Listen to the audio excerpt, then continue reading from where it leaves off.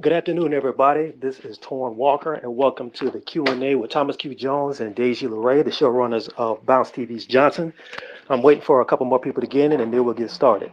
Um, I see Thomas is in the building. How you doing, brother? Torrin, how you doing, man? I'm good. Can you hear me? I can hear you loud and clear, brother. Good to have you on, man, and thank you so much for doing this with me today. No, I appreciate you, man, for having me and Deji on, man. This is an incredible opportunity. Uh, I'm a big fan of your work and appreciate what you stand for and represent. So it's always good to be on, on a call or have a conversation with like-minded people. So I'm looking forward to it. Me too, brother. Waiting for Deji to come on in, and then we'll get started. Also, we got a very special treat for people who've been a fan of me for a long time. My sister Black is going to be co-hosting with me today, so it's going to be a beautiful day. All right, waiting for Deji to get in, to check in, and then we'll go ahead and get started. But how's your day going, Thomas? How's everything? Everything is great. Everything is great. I'm actually moving around a little bit, getting some stuff done for tonight. Our episode 2 of our TV series Johnson on Bounce TV airs at 8/7 Central on Bounce tonight. So it's always exciting, Sunday, a chance to watch the show and live tweet with the fans on Twitter and social media, get the feedback, see the responses. So usually what I do on Sundays is I'll barbecue and just kind of chill at home and enjoy the show. So I'm getting ready for that. All right, we got Deji LaRay in the building. How you doing, brother? What's good, Tone? How you doing, man? Doing good, man. Good to hear your voice, man. It's been a minute. Yeah, it's been a minute, man. But we keep connected on social media, man. Yeah, I appreciate you being a huge supporter of the show. You're always on Twitter during the show, live tweeting, man, and you're very engaged, bro. And you support us, we support you, man. That's how it's supposed to be, man. We appreciate you. No doubt, no doubt. All right, now everybody's in the building. Let's get started. Well, again, this is the Q&A. This is the Q&A with Thomas Q. Jones and Deji LaRay. They're the showrunners and executive producers of the show Johnson on Bounce TV. Johnson earned more than 2 million viewers across its debut in August 2021, setting a Bounce viewership record for a half-hour series. Johnson is a dramedy that focuses on the lifelong best friends, all of whom share the last name Johnson, and their tribulations with love, friendship, heartbreak, and personal growth. It's told from the black male perspective, and it's a very good show. If you haven't got checked it out yet, definitely get into it. Let's get started. I want to start with you, Deji. Um, can you talk a little bit about how the concept of Johnson came about and take us through the journey from taking this show from the idea through development to air? Yeah, man. The idea, initially, I'm a writer, man, and I've always been writing scripts ever since a teenager. And even if it's not a script, I work on short stories and things like that. So the original pages for Johnson was formed just kind of like just keeping track of like a journal type of deal, just experiences that I had, experience that I've seen, a lot of my friends having.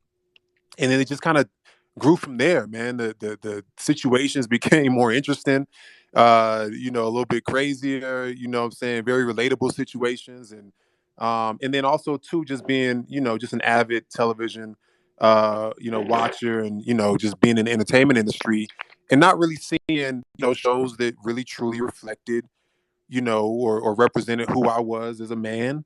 Um, who people were around me as men, didn't really the shows that were out, man, it was just few and far between really seeing shows that I can relate to the characters, my personal life, man. So I just made it a mission, man, to to put something together that spoke to us, that spoke to black men and to black women as well, and how we relate to each other. So I originally wrote the pilot in 2014, and it just kind of sat on the back burner for a little while, as a lot of things do in Hollywood. And I was writing other projects and working on other projects, and then in 2017, you know. I got to the point where I was like, yo, I want to produce this, man. I want to produce this because it's the right time. It felt like the right time. The world needed to hear it. The world needed to see it. And I started on that mission. And so I had a friend who, we were talking about casting options and who we could potentially bring on board, to star in the show. And so a friend of mine recommended Thomas Q. Jones as an actor, and I was familiar with Thomas. I knew him from the football, from his football career, and I knew him from acting as well because by that time in 2017, he had already had his foot in the door in the entertainment industry. Man, he was already in some big shows and some big films and making a name for himself. So I knew exactly who he was. Man, I had a lot of respect for him as an artist. So, we linked up, had a conversation. Initially, I was like, "Yo, I want you to be, this character. I have this perfect character for you on this show." And but the conversation just escalated, man, and it got real personal, and we just hit it off. We just started talking about life, and I knew that, like, the content of this show meant more to him. It had a deeper meaning to him the same way it did to me than just the television show, just the entertainment aspect of it. He really believed and supported a lot of the ideas and visions, and so we just clicked, man. And so he said, "Yo, I want to be a producer on this thing. I don't want to just act in it." So I was like, "I'm trying to shoot an independent pilot. If you down?" And I told him the cost, and it wasn't cheap, but he wrote a check for half the amount. He put his money where his mouth was, what I'm saying, which is something a lot of people don't do. And, we shot an independent pilot at the end of 2017. And in 2018, we started shopping it around Hollywood and took it to a few different production companies. And, with this kind of content, man, is not necessarily easy, man, because, oftentimes, the gatekeepers in this industry, may not feel like, just because of how we've been represented in the past, we've been represented, especially as black men and black women, as one dimensional, what I'm saying, not a lot of layers, not very complex. We've been used as props and pawns in a lot of shows in the past. And so that's how Hollywood viewed us. And so to really pitch the fact that we are complex, that we are diverse in our thinking, that we do have a lot more to say than what's been said, it was a challenge, man. But we found a really great partner with Eric C. Rohn, Cedric the Entertainer over at the Bird and the Bear Entertainment. And they got it. They understood the vision. We partnered up with them and took it to Bounce TV, man, where we debuted in 2021, man, and the rest is history. All right.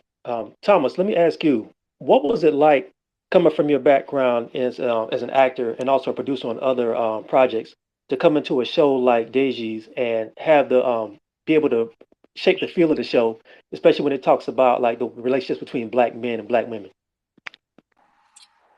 It was for an actor. Anytime that you can be passionate about your work, especially when it comes to a narrative that benefits your own interest, it's a dream come true, and that's what Johnson was for me. And like Deji said, a mutual friend introduced us to the introduced me to the Johnson Project in 2014, and I didn't know that Deji was the creator of it until 2017 when I finally met him.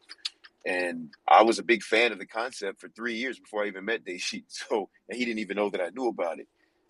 So to be able to produce something like this that gives an authentic voice to black men and not the stereotypical black men that you see on TV or you hear on the radio. We're not laughing at life and not taking life serious. And, we're not out here, committing any crimes to make ends meet. It was very important to me. That's why when I was introduced to Deji and we had a conversation about me coming on as an actor, I was like, nah, listen, man, I don't feel like this is something I can just, be an actor on because it's too important to the culture. It's too important to black men and our voices, and also black women. Like Deji said, black women have a voice on the show as well. So from a black male POV, but black women, I always say this. Usually, the decisions that black men make are based off of black women. They're usually the catalyst for why we do what we do because we're that connected. So, man, it was an incredible, incredible opportunity that was provided to me through Deji, and here we are. All right. And speaking of that, I want to introduce my co-host for the show, Sister Black Mixed with Black. How you doing, Sister? Hey everyone, how y'all doing? Hey Torin, hi Thomas, hi Deji. I hope everyone is enjoying their Sunday. Um, I was really surprised when you told me that you were gonna do a mix today. Well, yesterday, and I was like, okay, well, sure. Anytime I have an opportunity to come on and assist any way I can, I'm here. So I was really excited to see that we had Thomas on here, that we had Deji on here, and we were talking about the Johnsons. So I'm really excited for this Q&A, and I'm really enjoying the answers so far. Yeah, I couldn't do this without my sister on the mix. Thank you. Thank you. It's a pleasure to meet you. You're welcome. You're welcome. All right, well let's move on to the next question. As you said at the beginning, Johnson focuses on the lives of black men, childhood friends who continue to be best friends into adulthood. And the last time we actually saw a show or any kind of content exploring that dynamic with any sort of nuance and depth was in the films The Best Man and The Wood, which both came out in 1999. Deji, can you talk about the importance of telling these stories from the perspective of black men and why there needs to be more? Absolutely, and I apologize. I couldn't hear your co-host, man. Can you introduce her again? I couldn't hear her for some reason. Her name is online is Black Mixed with Black. That's what she goes by. She's my co-host for every time I do a live or a space. She always comes through for me because I like to have a black woman and a black man going back and forth. Got you, got you. Yeah, I don't even see her on here, man. That's weird, man. And I couldn't hear Huh. her either, so I don't know what it is. Just FYI. Okay, all right. I'll send you a link so you can check it out. Okay. So what was the question again, Torrin? Now, the question is the last time we saw a dynamic like Johnson exploring relationships between black men who grew up as childhood friends to become best friends was in The Best Man and in The Wood. And both Mm-hmm. those movies came out over 20 years ago in 1999. And can you talk about the importance of telling stories about black men from that perspective and why there's so few of those and why that Man, gap is so wide? man, why is it so wide? You know, why was the last, some of the last great films that really explored, how we live every day, the beautiful nuance of brotherhood. Why was that over like 2 decades ago? You know what I'm saying? It's like, um, you know, that's a very complex, question, and it's a very complex answer. I think, like I said before, people in position of power bears a lot of that responsibility, for not seeing the value in these stories, and but also seeing the value in other stories from other cultures. But that's our fault because we have to push people into that direction. We got to get people into those seats, into the executive chairs, and I think that's starting to happen now. And that's one of the reasons why Johnson was greenlit, is because of who the executives were at the network that we met with. And then also too, I blame the creators, to a certain extent. We have a responsibility to create content like this. We can't just sit around and complain and be like, oh, why was the last one this long ago? Well, if you're a creative, then you got to write this material, and you got to put it out there. I think for black men, we're very accustomed to seeing, and oftentimes it's very interesting and intriguing to us to see, shows that really feature us in the crime world and the crime element and things like that.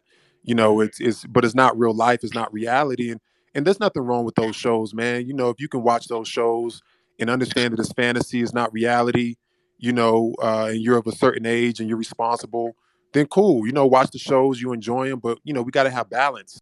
That's what we try to offer with Johnson. Is like, you can watch this other show where where a few black men that got shot, but then you flip over and watch Johnson, and you see black men providing for their families, and going after their goals and dreams with new jobs and careers and things like that, and you get that balance. So I blame the creators in a sense as well, because we got to have more creators step up and create content that really reflect our reality. And then at the same time, it's the consumers too, man. So it's threefold, right?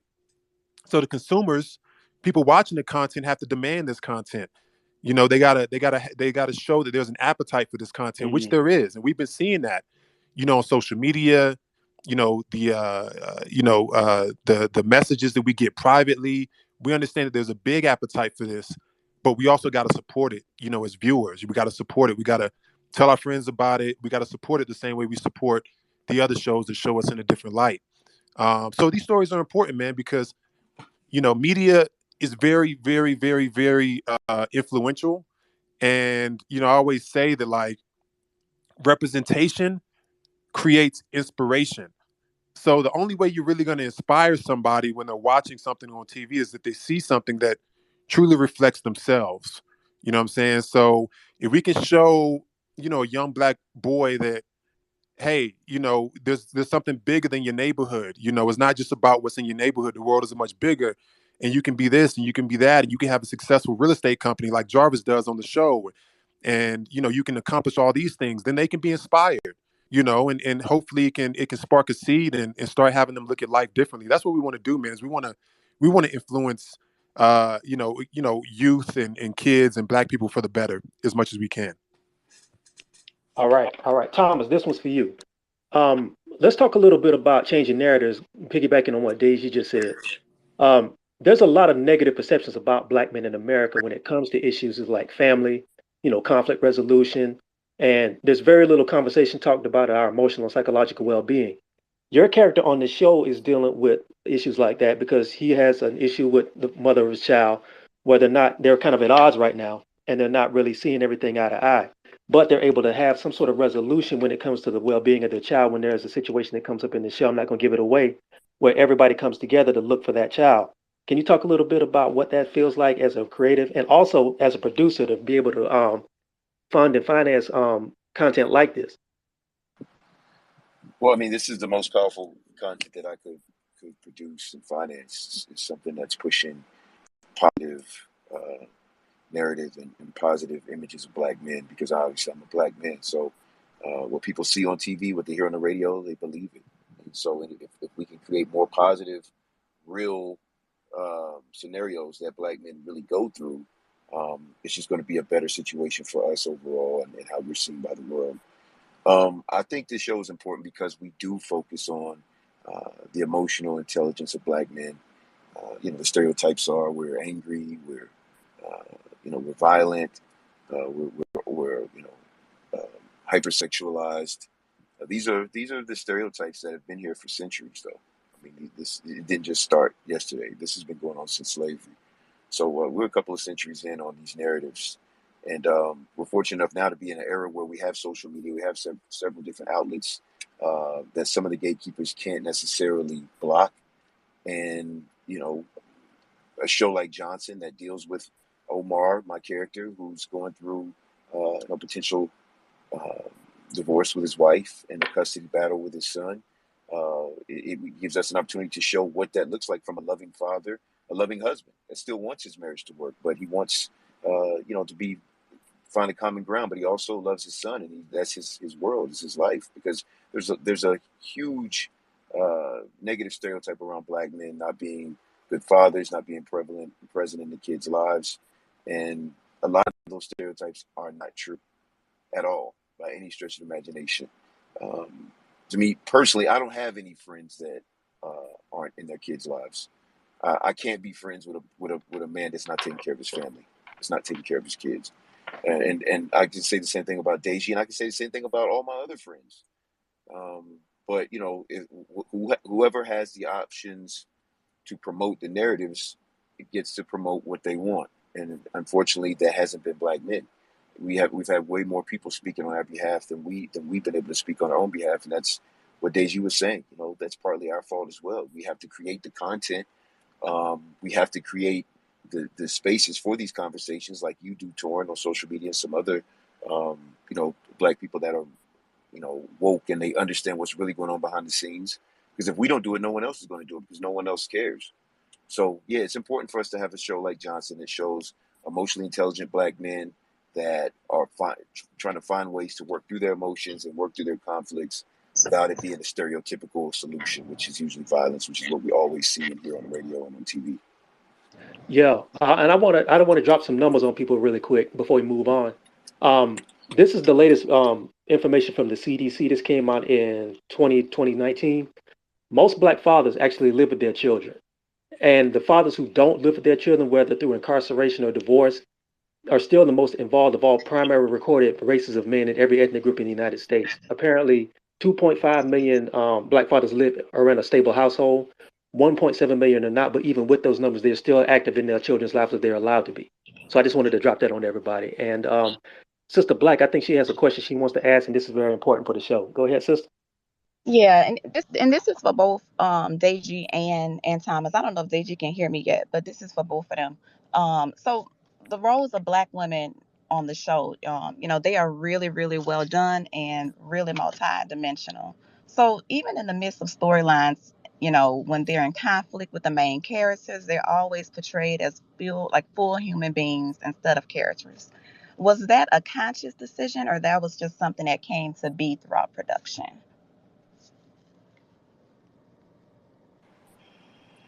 Well, I'm not sure if Deji can hear you, but to answer your question, that was a very, very conscious decision. There is no black woman without a black man, and vice versa, regardless of whatever these narratives are. I don't need a man, or I don't need a black woman as a black man. Uh, I mean, we're stronger together, obviously. And black women have done an incredible job over the years of speaking their narratives and creating the content to show people how they want to be seen. And like I said earlier, usually the catalyst for a black man's decision is a black woman, and black women have something to say. This show isn't about right or wrong. It isn't pointing a finger, and I think that's what you see a lot of times on social media. Some people don't want to be accountable for their actions on both ends, men and women. Social media. You may tweet something out with good intentions, and depending on who gets it, they run with a different narrative, and now it turns into a disaster. But this show isn't about right or wrong. It's about perspectives. And it's about seeing we show you the perspectives as opposed to telling you. We give you the scenario. We create an honest, raw perspective from each side. And then we let you decide who's right or wrong, or who makes sense or who doesn't make sense. And I think that's what's happened with this show, is that people are watching it, men and women, and they're seeing a mirror with a lot of these scenarios. That's how I look. That's how I sound when I say that. And then they have to make the decision on whether or not they want to be accountable for their behavior and how it adds to the demise of what is the black family, or the black culture in general. I got you. Deji, are you still with us? Can you hear us? Yeah, I can hear you, brother. I couldn't hear her, unfortunately, man. Every time she speaks, it just goes mute on my end. I Torrance, apologize. send the question, relay the question to Deji so he can Gotcha. answer as well. Well, the question, Deji, was the roles of black women on the show are really well done and multidimensional. And even in the midst of storylines where they're in conflict with the main characters, they're still portrayed as full human beings instead of caricatures. That's And was right. that a conscious decision? That's right. That's right. And I think Thomas said it all best. I think it's a conscious decision, yes, because we have to write these storylines, but I think it's a natural conscious decision. We don't have to think too hard about creating characters that are balanced, creating characters that are smart, that mean something to the world that we're watching. Um, you know, we don't have to think that hard about it because it comes natural for us. This show is about our relationships, with black women, with society, etc. And so it has to be balanced. And that's one of the compliments that we've gotten all through season one. We'll get private messages from women all the time talking about how balanced this show is and how they love how they're represented.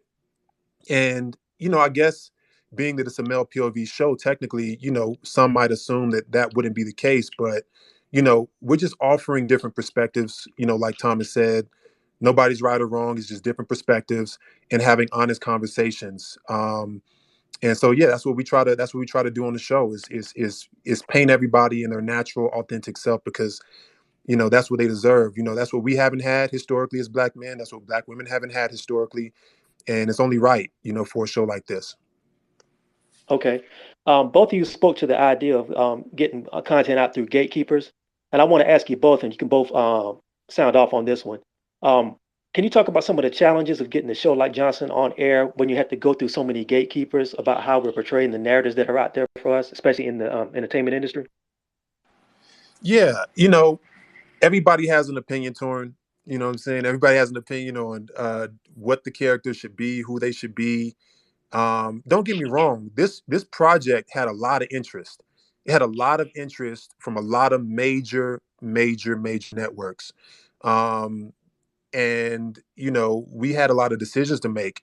It was challenging, not necessarily getting the project seen because we had done incredible work, creating the initial pilot and the deck and fleshing out the characters and things like that. Hmm. But I think the challenge was really keeping it authentic, keeping the vision the same as when we first started, because if you listen to the first person you go to, you're changing your whole idea up. You listen to the second person and you're changing it back. Then you listen to the third person and you're making it something completely different. So you got to understand that that's how this game works. You got to be true to yourself, true to the vision that you have, true to the messages that you want to put out there. And yeah, man, going around Hollywood, man, we definitely got different opinions from different executives saying, well, maybe if you added this type of character or this character, or if this character did this, or what if he didn't do that and he did this, and it all kind of went against you know uh our vision of who these characters are, and the type of black man that we want to represent, and so yeah, we had to make decisions early on, and we were fortunate enough to find a home with Bounce TV, where they allowed us to tell our stories unfiltered, unapologetic. Now, of course, it's network television, so we do have limitations, of course, on what we can say and how we can say it. But for the most part, as far as the context and the content that we put out there, the vision is untouched. We appreciate that. So I think that was the biggest challenge for us while shopping the show. Yeah, and also just to add on to what Deji said is, to be perfectly honest, there's certain people that just don't want to see positive black men on TV. Wow. I'm For not surprised, but I'm what glad to hear you say that. I mean, it's just the truth. Whether or not they have personal experiences that aren't, that are negative with black men, whether, um, there's several different reasons why. But the reality is there are some people, um, of all cultures, including in our own culture, that don't want to see or support positive images of black men. And that was also a challenge because, you also have some gatekeepers that, come from, black culture. And, that's it's an honest show. We have honest conversations around the show. So, it's only right to say that. And it shouldn't be a surprise to a lot of us because, I mean, unfortunately, we've been kind of taught to be that way when it comes to seeing the progression of black people, when you deal with gatekeepers that kind of hold the cards. So we were able to fight through that and find a home at Bounce TV, first black broadcast network, and like Deji said, working with Cedric, Eric, working with the team over at Scripps and at Bounce, they applaud our show. They applaud the narratives. They know it's fresh, refreshing. They know it's new, and they also know that it's necessary. Okay, I'm glad you brought that up, actually. I don't want to dwell too long on that, but it's unfortunate, and I've seen that just from some of the experiences I've had just working in journalism and other spaces. A lot of times, sometimes the people who are in gatekeeper positions that look like you can sometimes unfortunately be your biggest hindrance. If you can go around them, you can get a lot more done, and it's sad that that has to be said. Yeah, man. Yeah, yeah, definitely, man. You know, people also too, man. I'll keep it real with you. Is that touring, and also too in Hollywood, people are just scared to lose their jobs. People are nervous to lose their jobs. If you got to have a really strong executive, somebody who's bold, somebody who understands the value in projects like this and other projects, to push it forward, because a lot of these people, man, they have bosses, bosses, and bosses who are looking at them to bring content, and if it's not aligned with what's what the image is of black men right now, uh or what society is saying, how we should be portrayed, or what type of show should be on. If it's something that's different, then people get nervous, man, because people get passed around and they lose their job, and they jump from this place to the next place. So the hardest thing to get in this industry is a yes. The easiest thing to get is a no, because when an executive tells you no, they're secure in their position. You know what I'm saying? They're secure in their position. It's job security to say no, in a sense, in a lot of ways, man. So that's why I say, for everybody who's listening, we have to get more people in those positions, in those seats. Everybody can't, be a director and an actor and things like that. We have to get more people in that world. We have to get more people in post-production world. We got to get more people in financing. We got to get more people across the board, because all of these sections of entertainment and media, they all connect. And once you have a disconnection with one of those sections, then anything can break down. And also unapologetic people that are willing to stand their ground when it comes to shows like Johnson and other shows that are speaking to specific demographics. Because you can have people in those spaces, but if they're another version of someone that doesn't want to see this content, then they're just taking up space. We need more unapologetic people there that understand the importance of Black culture and how important Black men and Black women are to each other. All right. I want to throw a question out there. This is directly to you, Thomas, and to your character. Um, Thomas Brand, your brother was in violation last season, brother. Your character Omar did some dirty macking on your brother, on your man Keith, bro. Um, for people, some of this stuff is universal, but there's a man code that goes down with brothers, man, and other cultures too, man. About there's certain grass you don't graze on and stuff like that. And your character went a little bit left with with Philip Smith's character Keith, man. Um, but some of those things you talk about in the show, man, and some of those experiences, like you both said, are really real conversations. And also something else that's really important, I think you mentioned in the show. Um, you brothers are all grew up together in the show, but you also have different life experiences. Like Greg's character, I'm sorry, Keith's character is a photographer. Greg is a financial wizard. Jarvis, I'm sorry, not Greg, but Greg is dealing with financial issues. Jarvis is a wealthy developer. You got all these brothers from different economic backgrounds, but they all share the same black male experiences. And do you think we don't see that enough in real life? Because that's usually in a city like Atlanta and a lot of other cities with big male populations. You see a lot of that in the real world, but you don't really see that portrayed on TV. How important was it to get that out there? Um, it was very important to show these different type of Black men, because usually the successful Black men that are promoted are athletes and rappers. And one of the main reasons why I wanted to produce this show and be a bigger part of than just an actor was because I come from the sports world, and part of my motivation when I retired was to reinvent myself, because I'm not just a Black athlete, I'm not just a Black football player. Um, that's that a lot of people are comfortable with that description of themselves, and there's nothing wrong with that whatsoever. I just didn't want to be known as that. I wanted to be known for several things outside of the NFL, and I played a long time, 12 years, and I had a very successful career. And a lot of times, people only know you for what they know you from, and it was Hmm. and it was I was determined to change the narrative and to reinvent myself. So to show successful Black men, and not just successful monetarily, successful in just their life and their ambition, and their energy, and how the world sees them, and being good citizens, and contributing to society. That's a part of success as well. And I think all four of these characters, Omar, Greg, Keith, and Jarvis, they're all very different in regards to their essences and their energies, but they all have the same ambitions and the same uh, um, energy when it comes to them just wanting to be good sons and good brothers to each other. And that's That's and that's the real. reason. And that's the reason for the name. That's the reason for the name Johnson. We all have the same last name, but there's no relation. It just kind of represents all of us having like the same ambition, like Thomas said, the same journey as Black men.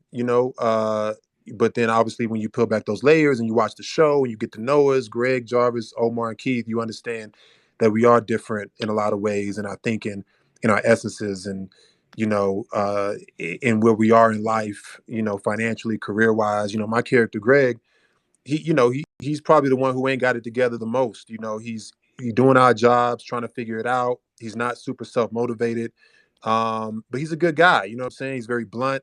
But there's a lot of people who are kind of late bloomers, and they're trying to figure out, kind of what they want to do with their life, a little bit later than other people. And so that's who Greg is. So it's not just about having these characters, man, where one guy's a doctor, one guy's a lawyer, one guy's this, one guy's that. No, we're just trying to represent, real people in real situations. So when you see this show, you see somebody who reminds you of your brother, your cousin, yourself. That's the idea.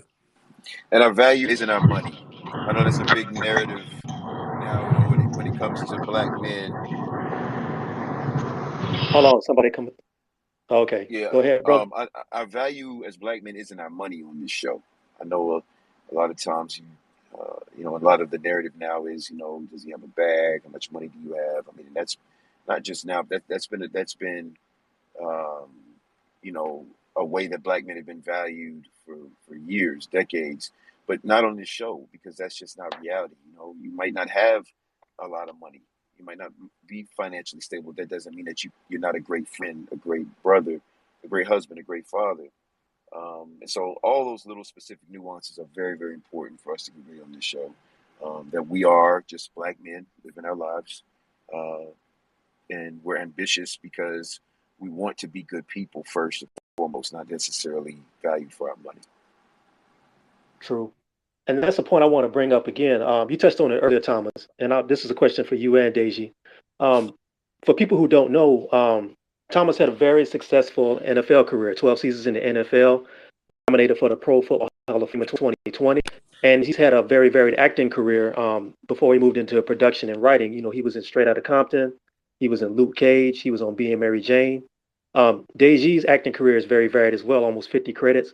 NCIS, Bosch, ER, Castle, and Greenleaf. And like I said, Thomas, you touched on it earlier, but this is for both of y'all. What was it like to transition from those careers into writing and production? And was it difficult? And was it hard for people in Hollywood to see you in a different light, especially you, Thomas? Well, for me, it was once I realized that because leaving the NFL, I didn't have anything that I was passionate about and that I loved as much as I loved football. So when I was able to, be introduced to acting in Hollywood, and then I was able to really, really commit 100% to it, getting some acting classes, and I realized that this was almost therapeutic for me because being an actor allowed me to become uh, a newer version of myself and an evolved person of myself. And in regards to producing, I had produced a couple of projects before I met Deji, but I was still kind of new to production. I had done my own feature film that I starred in, and I was executive producer. But uh, when I met Deji and started working on Johnson, I really learned a lot from Deji. Deji's been in this business since he was 12 years old, 13 years old.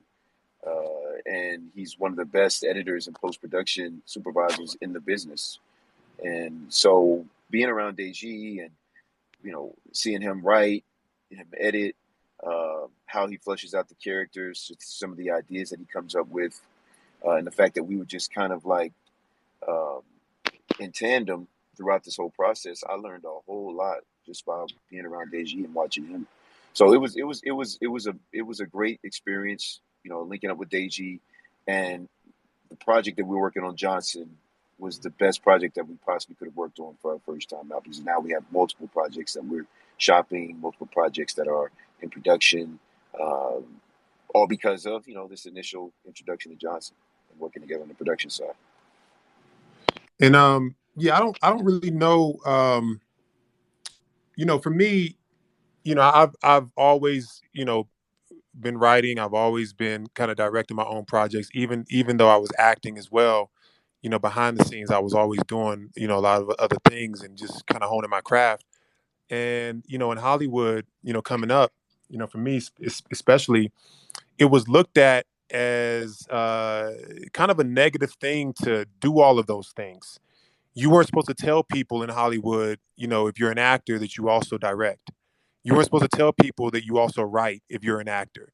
You weren't supposed to tell people that you also edit, because, you know, they said, you know, they should look at you as doing one thing, and that's it. Because if you start adding all these other things to the mix, then they're not going to think that you do them all well, and you're going to confuse people. And that was the idea, man, coming up. And then if you look, like, over the past 5, 6, 7 years, all of that has changed. Now, if you're not doing 2, 3 things, you're looked at as being lazy. You know what I'm saying? Now you have to be an actor and you have to be a producer on your project. You have to at least write something, or be involved in as a producer in some capacity, and you see more and more actors doing that. You know what I'm saying? Look at what Issa's doing, and all these other creatives, man.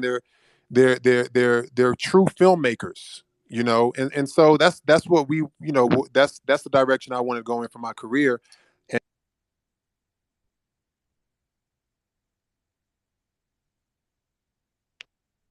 Did we lose you? I think we may have lost him for a second. All right. Well, we'll keep it going until he comes back. Um, Okay. to your, it almost kind of sounds like what we're dealing with now is sort of like the old school version of an auteur, where you have like, I think Deji back. Hang on a second, brother. You back? Yeah, man. So if you talking to somebody calls, what you supposed to do, Torrin, man? Come on, you the professional on this. How do you manage that? Oh, what you can do is mute your phone, or have it set up to like if you can have whatever you're using to talk on the space, have it talk over everything else. Okay. It should be on your phone, and that'll kill every call you got. Got you. Okay, my apologies, everybody. So yeah, so now, No, man, it's it's all good. just you looked at that you're lazy if you're not doing multiple things, man. And so for me, it was an easy transition, into this space, on a very professional level. And then working with Thomas, I know he said he learned a lot, and I'm sure he probably did, but I learned a lot too. And Thomas, to me, I don't even look at him. Initially, yes, I knew he played football, but when we first started working together, man, this dude knows how to write. He knows how to edit. He has all of those traits, and I don't know how he got so good at it. You know what I'm saying? I know his calling was football. From conversations that I had with him, but I feel like storytelling, is probably just as strong of a calling for him as well, because he's damn good at it. And I learned a lot from him too, and he just matches my energy. He matches my determination. You know what I'm saying? Like, I've never Hmm. met somebody who wants to stay up longer than me working on a project. I'm usually the last one in, but this dude, he calls me at 2, 3 o'clock in the morning. He don't sleep. He's just super heavy into this process and the passion of it, man. So, yeah, I think we complement each other as producing partners. We have a production company called Midnight Train Productions. Johnson is under that banner as a project, but then we have other projects as well that we're in different stages of development for, pre-production and post-production. We have other films that are coming out as well. So it's really great synergy between us. It kind of reminds me, before you dipped out really quick, it reminds me of sort of like what you saw in the early stages of hip hop. And it's kind of ironic that people in the industry said that you only had to be one thing, because if you look at the history of black entertainment, if you were creating black content, you had to do all those things because there were no other options. If you go back to Melvin Van Peebles, brothers like Rudy Ray Moore, and if you go into hip hop, people like Luke and all these other people who created these industries at the trunk of their car, you had to be a producer and an obtainer and a performer and do all this stuff and know every aspect of everything you were doing. So it's kind of ironic that you're coming around full circle to doing this now. Yes, it's pretty. Yes, you're right. Absolutely, man. I don't know. It was a weird time, man. I used to have to. I never did it. You know what I'm saying? But I got told by many people in the industry, including managers, past managers of mine, like, don't tell people you do this or that. So times have definitely changed, and I think it's now, in my opinion, that it's very difficult for us still, but it's the easiest time than it's ever been. For creatives, we got to take advantage of that. If anybody in this chat is in entertainment, is a writer, you have so much at your disposal, so many more resources, so much more information. Like, coming up, I didn't have this. What is it? Spaces, Clubhouse, none of this existed. So we had to find the information ourselves, what I'm saying? And now all the information is just coming to everybody's phones. All the Hmm. technology is there. Now you don't even need the middleman to get your content out to people. You can go straight to the consumer, with your content. Of course, you need promotion and dollars for that and all that. But look at you, Torrin, how you're reaching the people, just by jumping. I'm in a hotel room right now, just having a conversation about the show, man. It's pretty amazing and spectacular, and we have to understand that this is a renaissance age, and we have to take advantage of it, because believe me, other people are taking advantage of this. Yeah, I'm actually glad you brought that up too. Yeah, I mean, I said something about this yesterday online, that there's kids out here, and I know everybody here, if you're in the chat season, there's kids out here with cell phones making content. It's funny that they have the stuff that's on TV right Yep, now. They just don't facts. have the infrastructure. You know what I Yep, mean? yep. So that is out there, and you're right that you're absolutely right when you say that other people are watching every move we make and everything we say, and they're capitalizing on it. Black Twitter pretty much runs the culture right now. We just don't capitalize on a lot of it because we don't have the resources and the infrastructure. But the opportunity is there. And I want to give a shout out to you brothers for creating your own content and putting it in a scripted form so people can see it. Thank you, We thank you. appreciate that, man. They're also, And we got to go ahead, T. well, I was just gonna say real quick, they're capitalizing off of it, and they're also weaponizing it as well Oh, against can you speak on that a little against bit, brother? well, whatever narratives we're pushing, and like you said, Black Twitter, we pretty much control the culture. We make the smallest simple comment or post, and we turn it into you know an event, because that's just what we do. We're a very colorful, beautiful culture. And naturally we just make things bigger, and so that's good if it's a positive narrative for us, and for the culture. But it could be demoralizing if it's a negative um, narrative. And the reason why I say weaponize is because everyone obviously is watching. Each culture, they're watching and they're learning from each other, and they're also using uh, whatever negative conversations or negative stereotypes that they're seeing or they're reading, and some people that don't have the best intentions for you are going to use it against you. And so that's what I'm weaponizing uh, some of those narratives as well. I got you. Well, let me ask you, what's the audience response to the show been like? What kind of feedback have you gotten since you debuted? Incredible, incredible, man. Me and Thomas, we get messages, every other day for sure, if not every day, from people telling us how proud they are about this content. How much it offered a different perspective or lens for something they were going through. I've gotten messages from people saying like, it very relatable. It changed their life in many ways. So it's deeper than the show. The feedback on social media has been incredible, and it's just growing. We're just seeing so much more engagement and so much more commitment to the show from viewers. Last season was great, and this season it's just gotten even bigger. So I got a uh, uh, very impactful message the other day. Let me see if I can pull it up, man, just to read a little bit of it. Take Um, your time.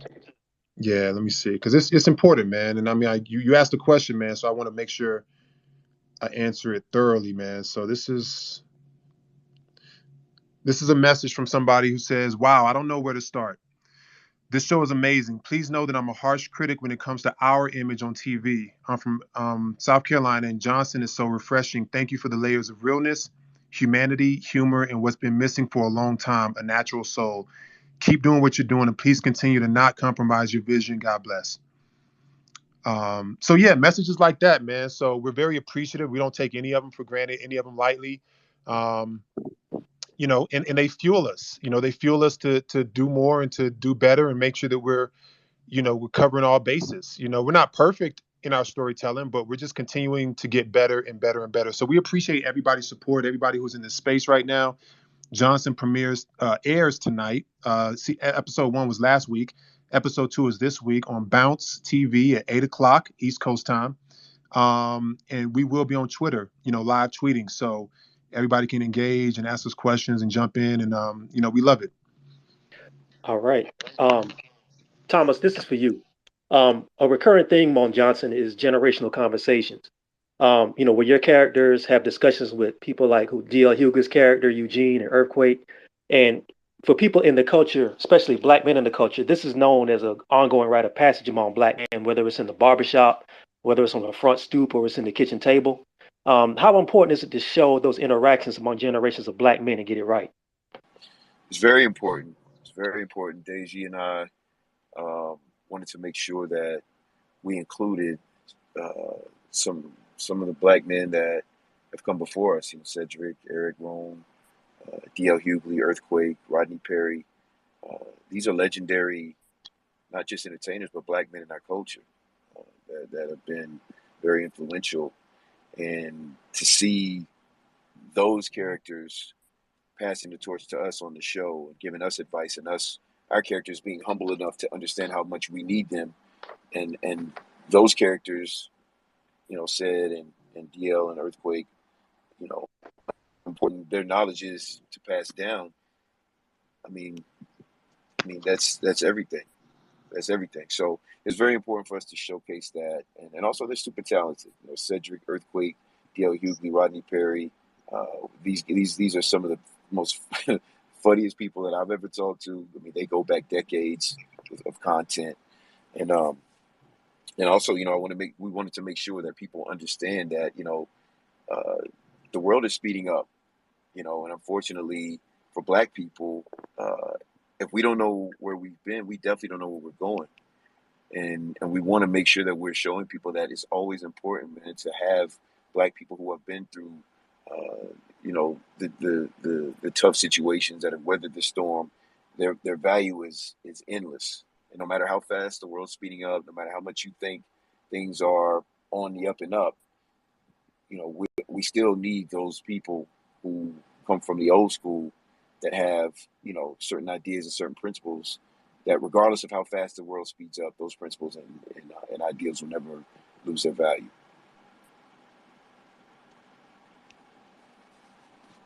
No, that's real. And for I see we have some people who might be from outside of the culture that we're talking about. Um, there's a thing in the Black community, not just in the Black community, but it's very important in the Black community where there's a sort of goes on. And what I mean by that is there's always wisdom in elders. And for the most part, Black people respect their elders, whether it's older women and older men. But there's a lot of things that you can get from talking to a man that's older than you that you can't get anywhere else in the world, not even sometimes in the Black community. And it's really important to show that in a narrative framework. I don't care if you're 50 years old, there's a 70 and 80-year-old Black man who can teach you something. And that's something that I think we've missed a lot of that in the Black community and in the real world. So it's good to see that portrayed on a TV. Another aspect of the show that feels really on point is the characters have real conversations and sometimes real hard conversations about emotional and physical romantic relationships when it comes to either romantic relationships, dating, women raising Black children, especially Black boys, dating and police harassment. Life as a Black man can flip from positive to negative with just one encounter, depending on how the day goes. Deji, is it hard to write about and tackle those issues in the format of a dramedy, or did you find it really easy to make things roll that way? Um,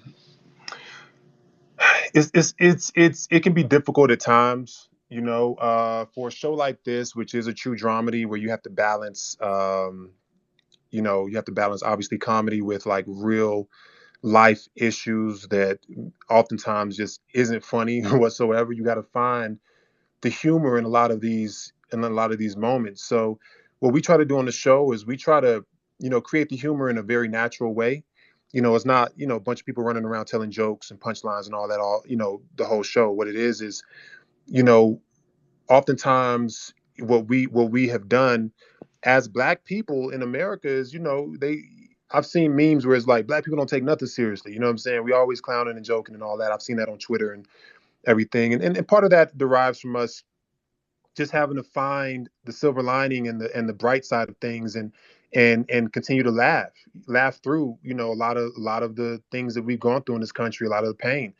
And so, I'm not saying is that deep on the show, but I am saying the balance is somewhat the same. As like if you have a situation where somebody's, being assaulted by an officer or whatever it is a very situation. It's not funny at all. But, after the fact, when you're with your boys, your homie might have a joke or two about, how you've been taking boxing lessons and why you ain't hit him back or whatever. I don't know. It's like, Hmm. what can you find to just kind of lighten the mood and make somebody smile and make somebody laugh in some of these situations? And so we have situations on the show that are very, very funny. We have situations on the show that are just regular everyday life that's super relatable. And then we have situations on the show that are very traumatic, such as what I just described. You know what I mean? And so it's just really about understanding the balance and having waves. You know what I'm saying? I think the show really goes in waves. You don't really know what to expect from one scene to the next.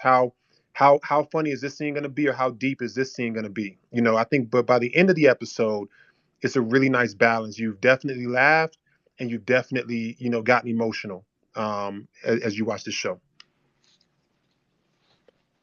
Thomas, you got anything on that? No, I think Deji summed it up. The show it's real life. Sometimes you laugh, sometimes you get upset, sometimes you cry. I mean, usually that's left for other people to do, except for black men. So we're just trying to show that black men do the same thing. All right, this is a question for both of you. What do you want the audience to take away from Johnson? Well, number one, I think we want the audience to be refreshed. We want the audience to uh, start to realize how important this type of content is, and to desire more. We want there to be a demand for more content like this. Hopefully, this is. I personally feel like there's other shows that have black men as the leads, and there are other shows too that are starting now that kind of show our brotherhood and how we navigate life, which is incredible. And I want after Johnson for there to be more of those. You know what I'm saying? And we want this to be a conversation starter about a lot of the topics that we address on the show. We want to definitely change a lot of the misconceptions about black men, like you were talking about earlier, about how engaged we are, as fathers, how we feel about politics, all these different things that we cover on the show. We want to kind of clear the air on a lot of things and just offer a different perspective from our mouths. You know what I'm saying? Like Thomas said earlier, like we rarely get a chance to speak for ourselves. So just really a conversation starter, that hopefully will just offer a different perspective. And then also too, we want people to be entertained. It's a very entertaining show. This season, it's a lot of laughs. It's funnier. Is more dramatic. There's a whole suspense element that's on the show. This season is going to keep you on the edge of your seat. So we want people to be entertained and have a good time as well. So all of that combined, man, is the lasting impression we want people to have. Definitely. We want people to be enlightened and entertained at the same time. Yep. All right. And I think we'll land the plane there. Thank everybody for coming through. You can catch Johnson at 8 p.m. EST on Bounce TV. Episode 2 of Season 2 premieres tonight at 8 p.m. All the episodes of Johnson are available on Bounce and also on Bounce's streaming service, Brown Sugar. I want to give a thanks to Thomas Q. Jones and Deji LaRay, the creators, showrunners, and cast members of Johnson. Thank you, brother, so much for coming through. And thanks to my sister Black Mix, who I think just came back into the space.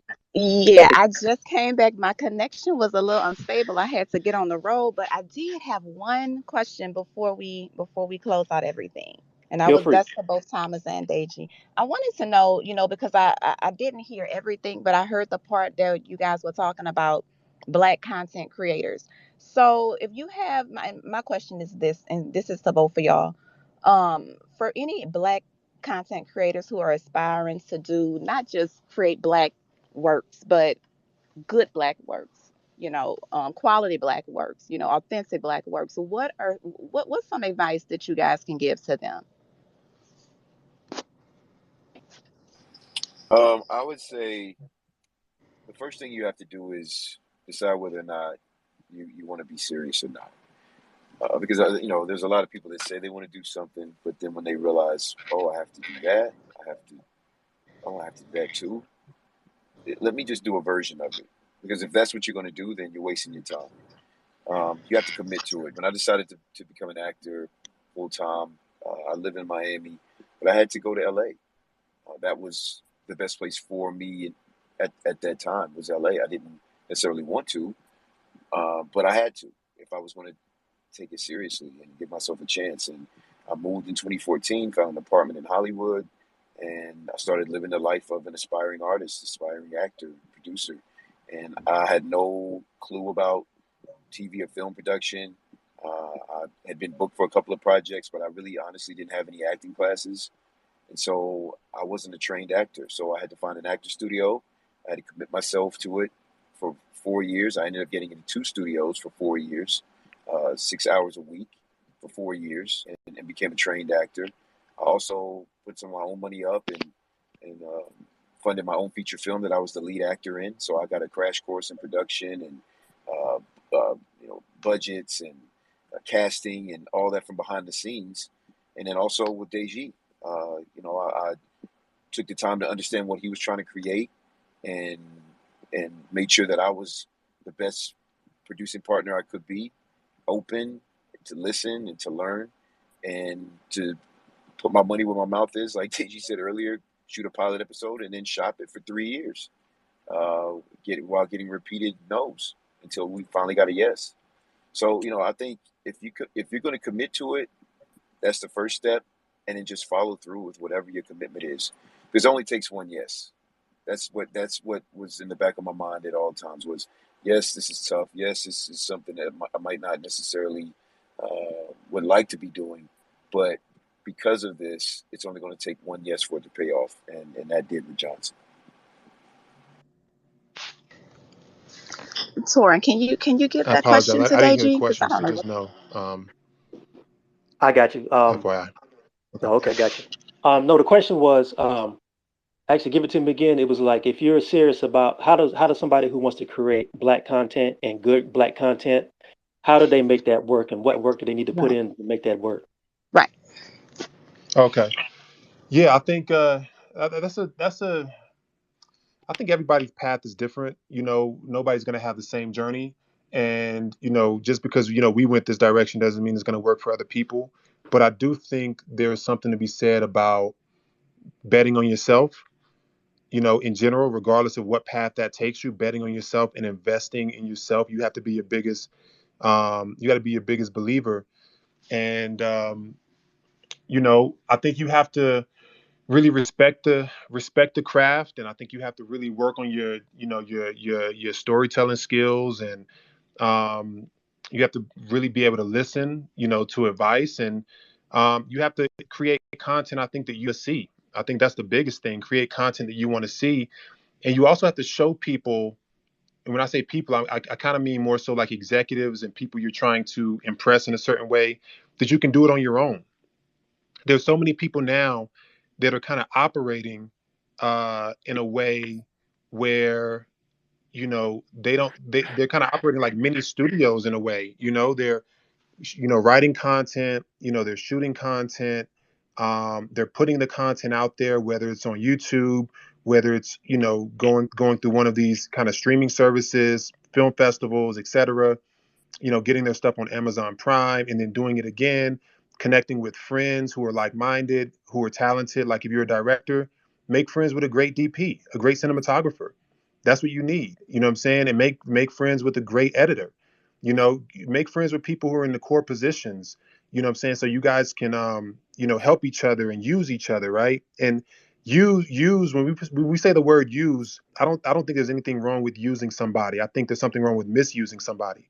So we got to use people, you know what I'm saying? We got to use our relationships. And so I think that's what it's about. Show people that you can do it without them. When I say people again, I mean executives. So and if you're not and I think what happens is, when you do that, it becomes easier to prove yourself that you can do this. Like in order for Johnson to get picked up, I truly believe we had to have filmed that independent pilot.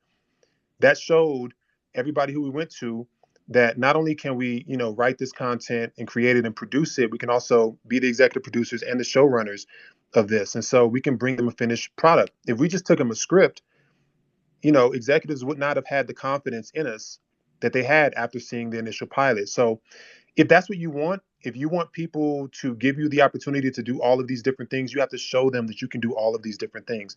If you just want to write and that's it, okay, cool. Then you can just write the script, and try to get it out there. But it just depends on what your end goal is.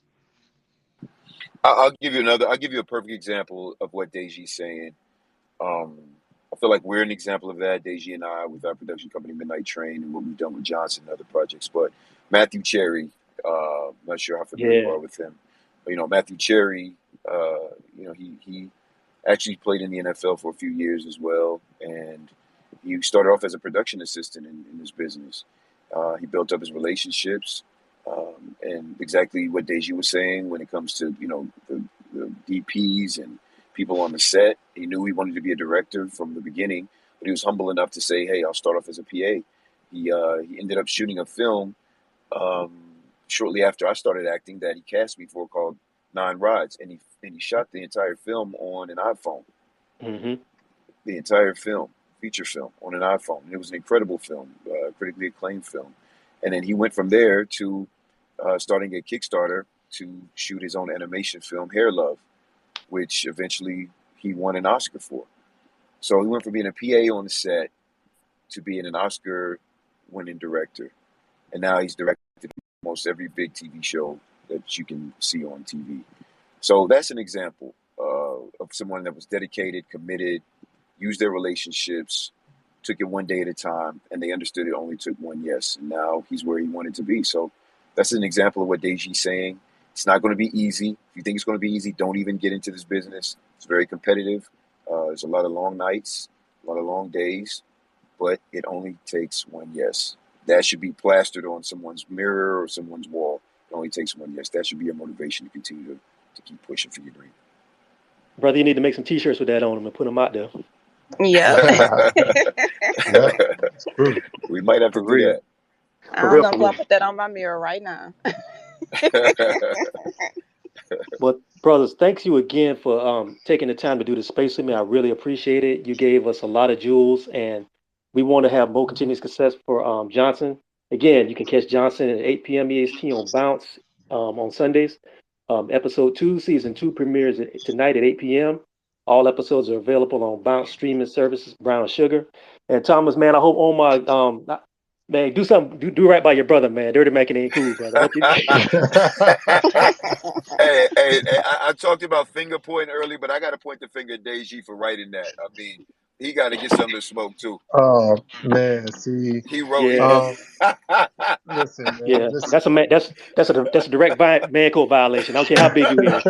I see him on the show out there do a Tybo. I know it ain't gonna do you no good, but let him get one blow off your brother so he can say he did something, man. That's all I'm Facts, facts. saying. You gotta let off some steam. You gotta tune in tonight. See how it ends up. All Yep. right, all right. No thanks, but thanks again, brother. Thanks to Thomas Q. Jones and Deji LaRay, the creators, showrunners, and cast members of Johnson. Everybody, thank you for coming in for a special episode of The Mix, and everybody have a good rest of the day. And I Peace. see Sharif Keys in here, man, too. He got a song.